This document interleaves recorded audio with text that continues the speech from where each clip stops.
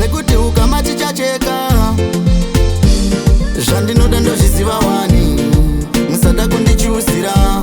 Vamwe vanodhakwa ini ndosipakwa, kana ndichifara chete job done.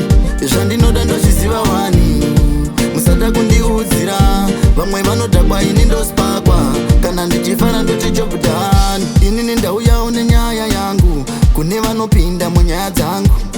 Ticharimirana muganhu, musandiudzira zvekuita pamari yangu. Ndinge ndiri pakufadza mhuri yangu, ndinge ndichitotsvaka zveziya rangu, ndinge ndichifolowa mwoyo wangu, ndinge ndichidanana nemunhu wangu. Zvandinoda ndozviziva wani, musada kundichusira. Vamwe vanodhakwa ini ndosipakwa, kana ndichifara chete job done. Zvandinoda ndozviziva wani, musada kundiudzira. Vamwe vanodhakwa ini ndosipakwa, kana ndichifara ndoti job done. Mari ndakatoishanda ndiri 1 pakuronga yava 50 musoro wayo.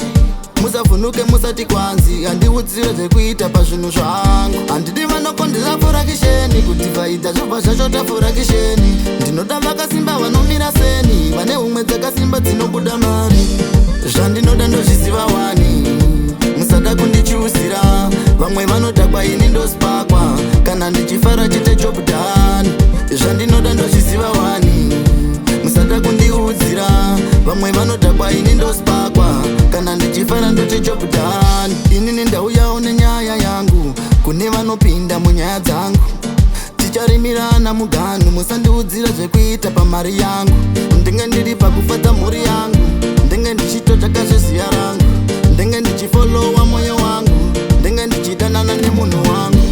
Zvandinoda ndozviziva wani, musada kundichusira. Vamwe vanodhakwa ini ndosipakwa, kana ndichifara chete job done.